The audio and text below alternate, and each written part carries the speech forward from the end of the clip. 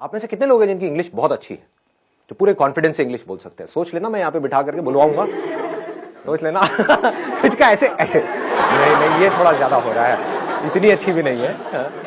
कितने लोग हैं जिनको इंग्लिश समझ तो आ जाती है लेकिन बोल नहीं पाते हैं कॉन्फिडेंस से, अपने आप को एक्सप्रेस नहीं कर पाते हैं? सर फंबल बहुत करता है, फंबल बहुत फंबल होता है, और अंदर से बोलने से पहले ही हमको डर लगने लग जाता है कि अगर मैं आपको यहां पर बुलाऊं, आपको समझ आ जाएगा अगर कोई इंग्लिश में बात करेगा, लेकिन अगर मैं आपको कहूंगा बोलने के लिए तो आप कॉन्शियस हो जाओगे।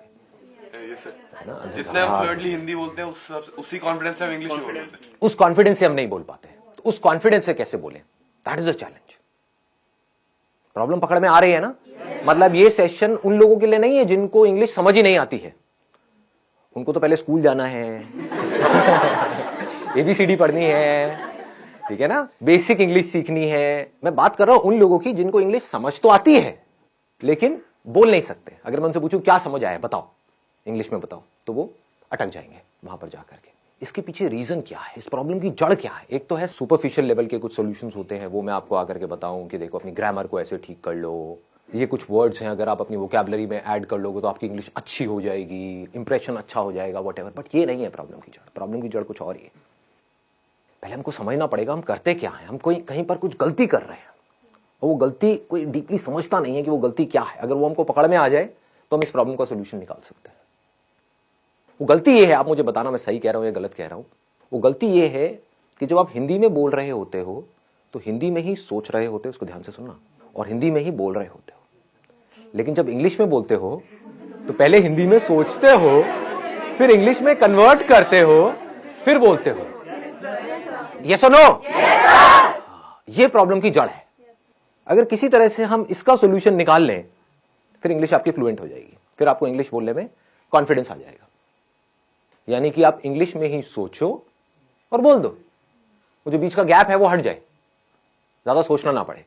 तो अब ऐसा क्यों होता है कि हम हिंदी में सोचते हैं और इंग्लिश में बोलते हैं? हम कन्वर्ट करके क्यों बोल रहे हैं? हम डायरेक्ट क्यों नहीं बोल पा रहे? जबकि वर्ड्स हमको पता है कि इसको ट्री बोलते हैं, इसको बॉटल बोलते हैं, इसको संदीप बोलते हैं, व्हाटएवर इट इज, ठीक है, आपको पता है, लेकिन उसको हमको कन्वर्ट क्यों करना पड़ रहा है? क्या जड़ है? आराम से सोचना, जल्दी में एकदम से बोलना मत, आराम से सोच करके बोलना। बताइए सर। एनवायरमेंट। एनवायरमेंट हमारा ऐसा है, हमारी अपब्रिंगिंग ऐसी है कि बचपन से जो हमारी हैबिट है, habit is the right word, कि हमारी हैबिट पड़ी हुई है हिंदी में सोचने की और हिंदी में बोलने की। तो ये सारा आदतों का खेल है। अगर डीपली हम समझ पाएंगे हिंदी हमने कैसे सीखी और उन फंडों को अगर हम यहां पर अप्लाई कर पाए तो काम हो जाएगा, मतलब बड़ी आसानी से हो जाएगा।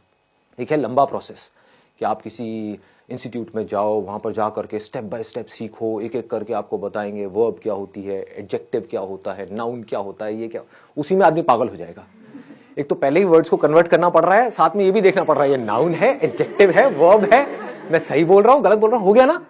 और ज्यादा कॉम्प्लिकेटेड हो जाएगा। तो सीख भी सकते होगे तो नहीं सीख पाओगे, अगर सीख भी जाओगे अंदर ही अंदर तो बोल नहीं पाओगे, क्योंकि अंदर और खचड़ पचड़ हो गई। मतलब बेसिकली जैसे पानी है ना, वो बहता है कि मतलब कोई रुकावट ना आए, ऐसे वो बहनी चाहिए, उसको फ्लुएंसी बोलते हैं।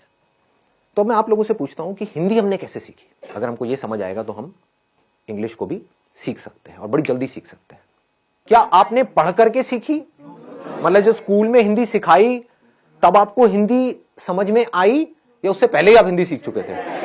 हाँ, जब हिंदी में वो चैप्टर शुरू हुए थे स्कूल में, उससे पहले ही आप कई गालियां सीख चुके थे, बहुत कुछ सीख चुके थे, है ना? हाँ, आप आराम से बात कर पाते थे, अपने आप को एक्सप्रेस कर पाते थे, किसी से कुछ मांगना है मांग लेते थे, व्हाटएवर। तो कैसे सीखी हमने हिंदी? इंटरैक्शन करके। लेकिन इंटरैक्शन, हमें तो हिंदी आती ही नहीं, हम इंटरैक्ट कैसे करें? इंटरैक्शन तो तब होता है जब दोनों लोग दोनों तरफ से इंटरैक्ट करें। तो पहले स्टेप में क्या हुआ था? ऑब्जर्वेशन। एब्सोल्युटली। मतलब हम लोगों को ऑब्जर्व करते रहते थे और कॉपी करते थे, इमिटेट। जैसे नकलची बंदर, आपने एक वर्ड सुना होगा, कभी किसी बंदर के सामने जाओगे, ऐसे ऐसे खुजाओगे, उल्टी सीधी हरकतें करोगे, व्हाटएवर, तो बंदर भी वही करने लग जाएगा। तो उस बंदर में और इंसान में ज्यादा फर्क नहीं है, आपको पता है, आप भी पहले बंदर ही थे, राइट? और कुछ लोग तभी बंदर हैं। तो हमने कैसे सीखा? जो भी हरकतें बड़ों को करते हुए देखा उसको कॉपी किया। वो बोल रहे हैं तो हमने भी वो बोलने की कोशिश करी, चाहे टूटा फूटा बोला, जैसा मर्जी बोला, लेकिन बोला। उन्होंने कोई अजीब सी हरकतें कर रहे हैं, गुस्सा कर रहे हैं, तो हम भी गुस्सा करना सीख गए, है कि नहीं? हमें पता है कि माँ बाप की आपस में लड़ाई हो रही है, बच्चों की ऑब्जर्वेशन बहुत तगड़ी होती है क्योंकि उनके पास करने के लिए और कुछ होता नहीं है।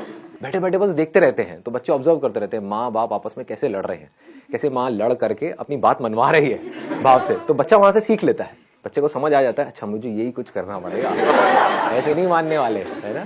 तो बच्चा टेंट्रम करना सीख जाता है और फिर उसको वो चीज मिल जाती है तो फिर अगली बार और टेंट्रम करता है, और ऐसे ही हम सीखते हैं। तो कहने का मतलब है हम हिंदी कैसे सीखे? देखते रहे, समझ नहीं आ रहा था क्योंकि जब हिंदी आती ही नहीं तो समझ कैसे आएगी, बट धीरे धीरे हम ऑब्जर्व करते रहे, समझते रहे कि जब ये इस तरह के वर्ड्स मुंह से निकलते हैं किसी के, तो उसके बाद में एक्शन क्या होता है, उसके साथ में क्या जुड़ा हुआ है। टॉय, तो इमीडिएटली हमको समझ आया इसको टॉय बोलते हैं, है ना? तो वहां पर बहुत सारी कंफ्यूजन भी होती है बच्चों के अंदर, क्योंकि वो कई बार गाड़ी को भी टॉय बोल देते हैं। क्यों? क्योंकि अभी क्लियर नहीं हुआ है कि टॉय क्या है। लेकिन फिर क्या हुआ, धीरे धीरे उन्होंने बोलना शुरू किया, गलतियां करी, करते एफर्टलेसली कम्युनिकेशन होने लग गया, इंटरेक्शन होने लग गया। उस इंटरेक्शन से क्या हुआ कि अब वो जो सोच रहे थे वही वो बोल रहे थे, वहां पर कोई कॉन्फ्लिक्ट नहीं था। बच्चों की यही खास बात है, बच्चों के अंदर कोई फिल्टर नहीं है। दिस इज द ब्यूटी, इसीलिए बच्चे बड़ी जल्दी सीखते हैं। तो पहला स्टेप हमको पकड़ में आ गया, ऑब्जर्वेशन। दूसरा है प्रैक्टिस। अब यहां पर एक बहुत बड़ी प्रॉब्लम है, वो आप बताओ मुझे क्या है? प्रैक्टिस करने में, प्रैक्टिस करे कहां और किसके साथ करें? आप समझ गए ना? हमको पता है ये सारी बातें, लेकिन हम एक पॉइंट पे जाकर के अटक जाते हैं, उसके आगे नहीं बढ़ पाते। अब मैं उसके और एक लेवल डीप में जाने वाला हूं। प्रैक्टिस कहां करें, किसके साथ करें, कैसे करें? दोस्तों से करोगे तो वो मां बहन की गालियां निकालने लग जाएंगे, है कि नहीं? घर में आप किसी से बात करोगे, अपनी मदर से करोगे, तो आपकी इंग्लिश जो बची खुची है वो भी खराब हो जाएगी।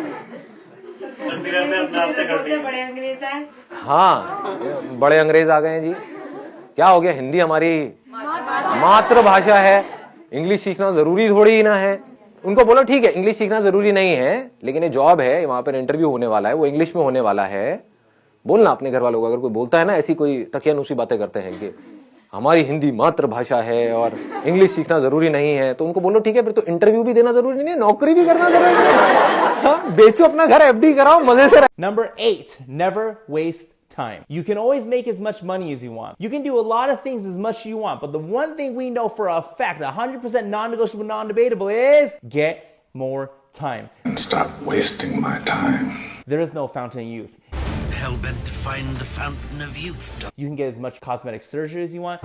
2 words, Jimmy Choo. You can get as much oils and creams and all these amazing things. You'll wake up to younger looking skin in just 1 week. But the one thing that will always happen is we will age. We get old. Getting old ain't bad, man. Getting old, that's earned. We will age and age and age, and we will never be able to get time back.